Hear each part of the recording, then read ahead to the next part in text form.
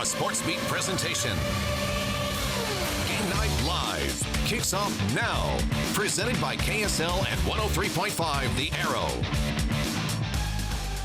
And hi there, everybody. Welcome to Game Night Live. Glad to have you aboard tonight, Jeremiah. Week 4 of the high school football season. We had some great matchups this week. Yeah, a lot of surprising teams. We entered Friday with 19 unbeaten teams left in the state. 2 face each other in our Game Night Live Game of the Week. That was South Summit and Beaver, a rematch of the last 2A state title games where Beaver won both of them. So South Summit looking for a little payback last night, and you watched it live on our KSL TV app. Welcome to Camas for a championship rivalry. Atkinson, boy, he's got all sorts of time. Still looking. Now he's going to run it. He's got the first down, and Atkinson still on his feet. Atkinson fighting for the end zone. Touchdown, South Summit, 37 yards, Cale Atkinson. Atkinson, well, looks like everybody just stopped, and he's going deep. Got a receiver, caught, touchdown, what a great 40 catch. Yards. Cale Atkinson to Parker Graycheck.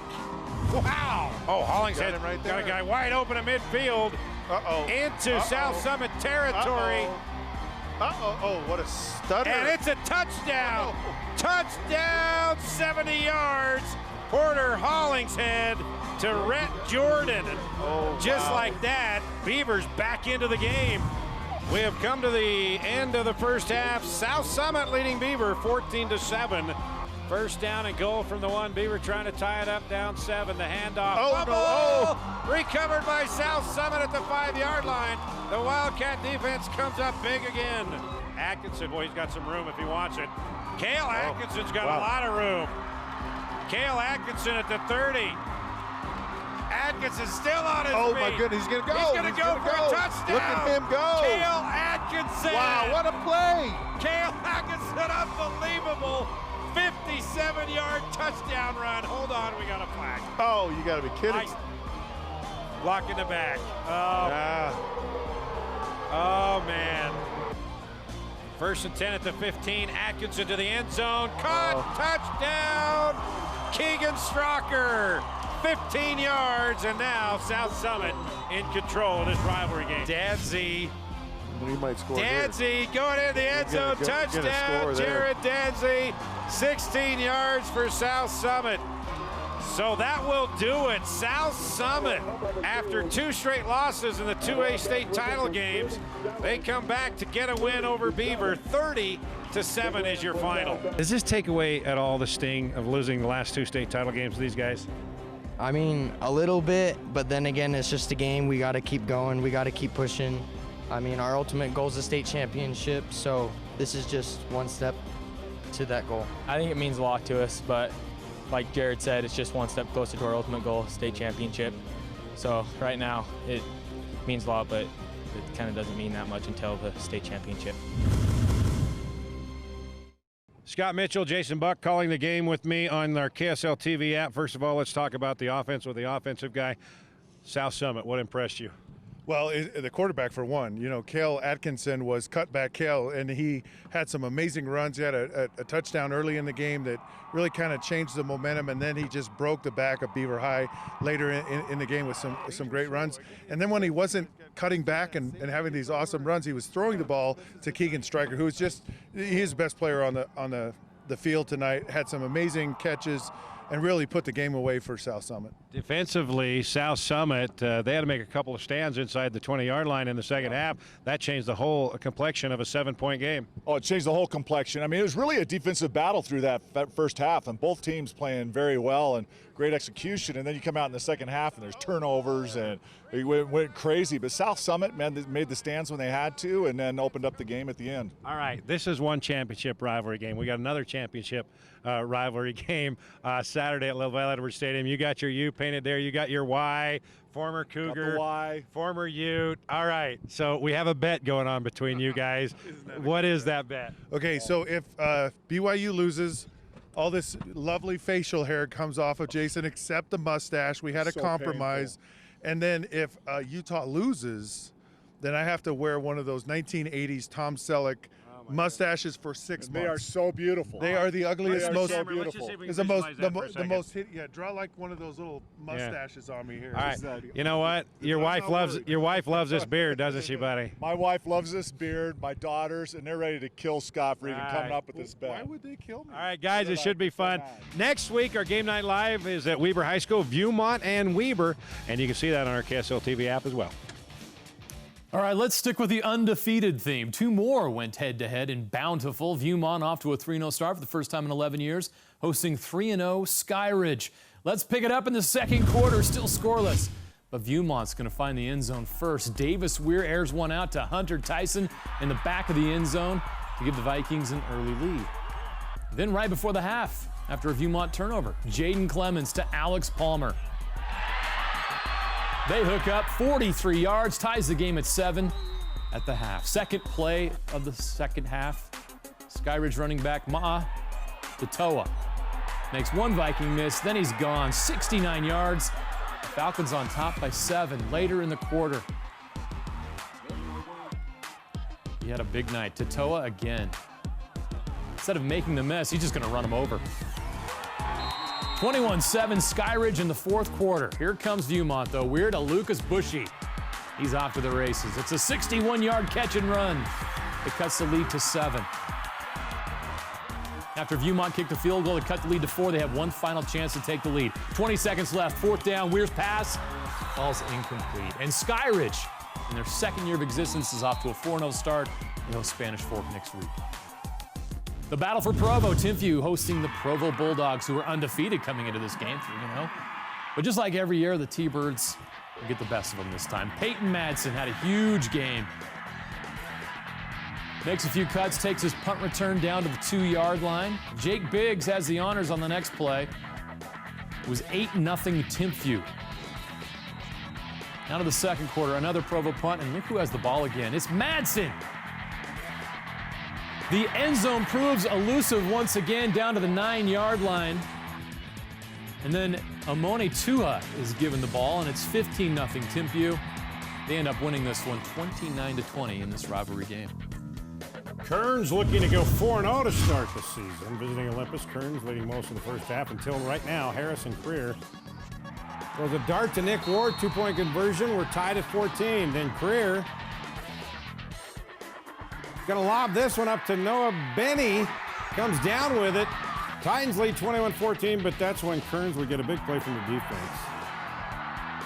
Mekhi Hammock with a pick 6. That's going to cover 85 yards as Kearns would score 21 unanswered, come back to beat Olympus and improve to 4-0. Corner Canyon trying to stay undefeated as well, hosting Orem. They get a big boost from the defense. Orem drives in the red zone, but Mikey Petty makes a huge play to stop the Tigers' drive, and that return would set up the Chargers' first TD. Zach Wilson to freshman Noah Kerr, 17-yarder, 7-0 Corner Canyon. Orem would answer. Cooper Laga with the pass over the middle of the Paku Nakua. He had another big game, almost breaks it. Moments later, Nakua finishes what he started.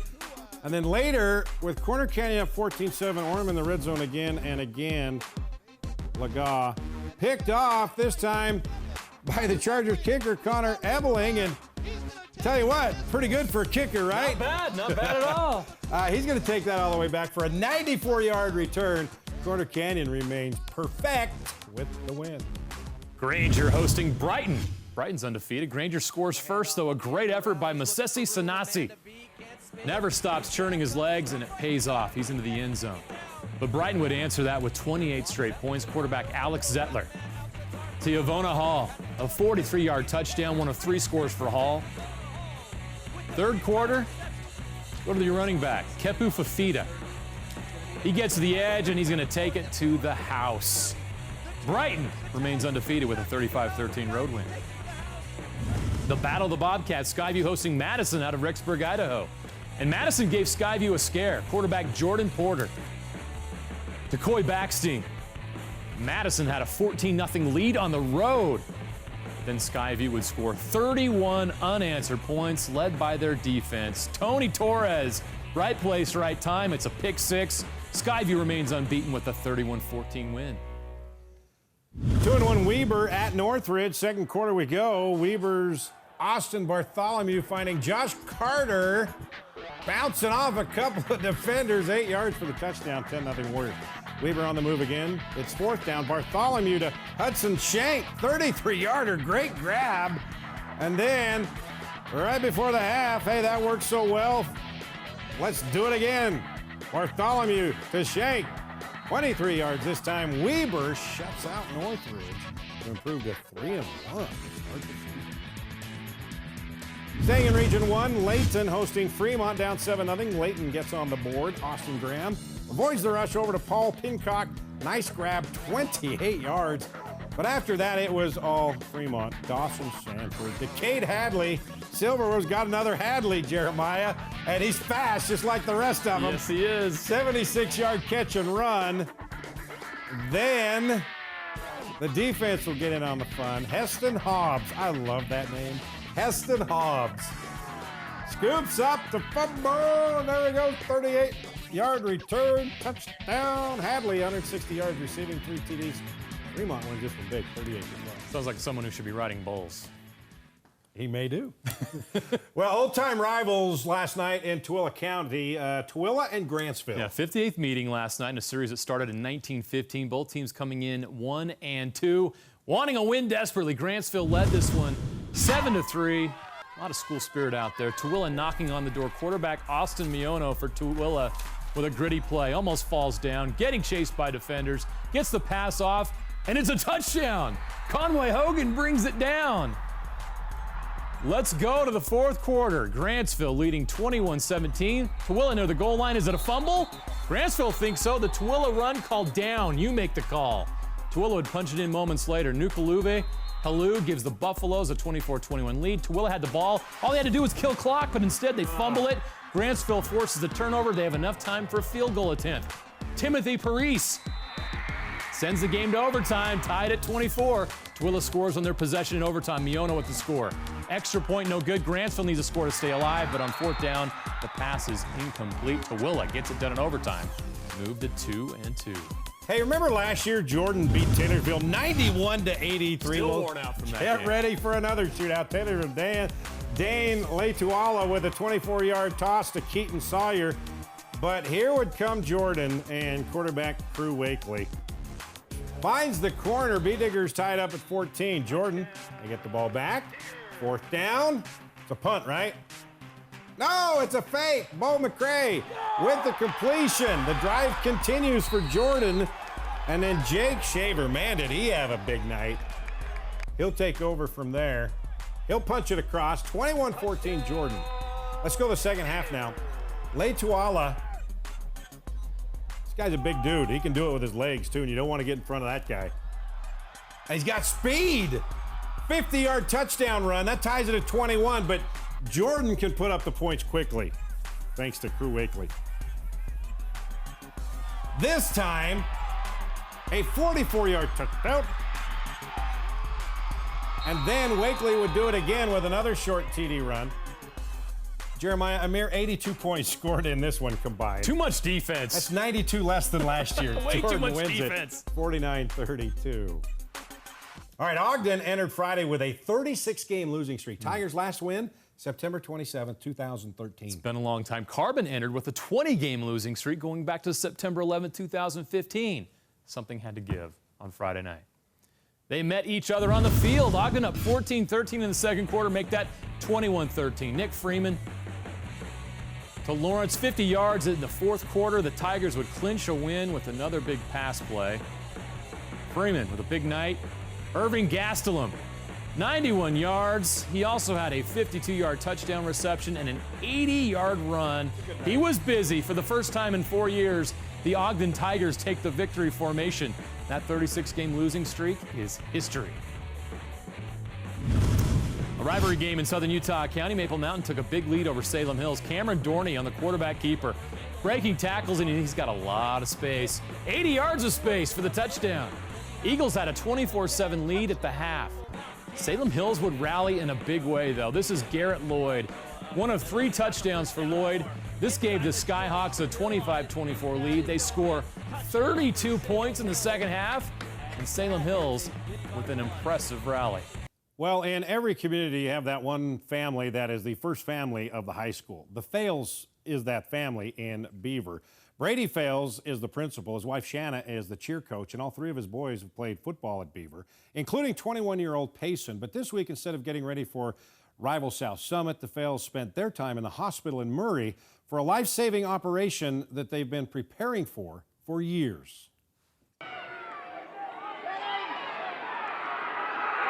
To look at Payson Fales, you would never know that he was anything but a strong and healthy, normal teenager playing the game he loves. I always had to wear something around my back. Every sport I tried to have a pad on, because if I got hit too hard somewhere in the back in that area, it would knock me down and could have killed me. Those precautions were because of what happened when Payson was 2 years old. We were out at a restaurant together as a family, and I had some chicken that was super undercooked, and a few days later I got really sick and went to the hospital and got they figure since it was chicken it was salmonella, when it was actually E. coli, and they gave me an antibiotic, which is the wrong thing to do for E. coli. So it shut down my kidneys, causing HUS, and from there I was sent to Primary Children's for 3 months. Of course, Payson survived. However, the damage was done, and he and his family knew that someday he would need a kidney transplant. We let him be involved in whatever he wanted to be involved in, but in the back of my mind, always hoping when the day comes that I would be able to help him. You're looking good today, bud. That someday was this past Tuesday. Payson underwent a kidney transplant with his mother, Shanna, as the donor. And when I finally got the call and they told me I was compatible, I was actually at cheer camp with my girls. And I just started crying. And they knew instantly what I was crying for. They knew I was compatible. I was super excited, but at the same time I was really scared and nervous. Didn't want anything happening to her, but super grateful that she loves me enough to be willing to be tested to see if and the rest of my family as well. When you pray for 17 years, you get to be the one that helps him. And when you actually, that day comes and you can help him, I've tried to put it in words. I can't put it in words. It's so humbling. So humbling and so surreal. I was a little nervous for myself, but I was more just, please let his body accept my kidney. Please, that was my biggest fear, is his body rejecting my kidney, because I wanted it for him so badly. I wanted him to feel good again. Now, according to Payson's father, Brady, so far Payson's body has accepted the kidney. He was released from the hospital yesterday. His mom's expected to be released sometime today. The highlights continue. High school football on Thursday. Hunter at West Jordan. West Jordan off to the hot start. Oakley, Cop to Dancing Omar. And he's dancing down the sideline. I was waiting for that one. 65 yards. Jaguars jumped out to a 14-0 lead. Their next possession. Cop, the lob to the end zone. Preston Michelson comes down with it. 27-yard touchdown. The Jags are rolling. Fourth quarter, Cop to Omar again. He's still dancing. 55 yards this time into the end zone. West Jordan moves a 3-0-1 with the 28-8 win. They take on Riverton next week. Speaking of Riverton, they were in Pleasant Grove last night, coming off that 6 overtime loss to Provo last week. Second quarter, Riverton's Cannon Coggins to Tristan Hymas. Silverwolves led 23-7 at the half. Fourth quarter, Vikings trying to rally. Jake Jensen with a bomb to Dallin Espiritu. Cuts the lead to 6. Final minute, Vikings with the ball again. But the Silverwolves defense comes through, forces the fumble, and recovers. With 40 seconds left, Riverton gets a big road win, 23-17. Well, another great week of great play, drama, and rivalries. And we've loaded them all up, and they're ready to roll in this week's highlight reel.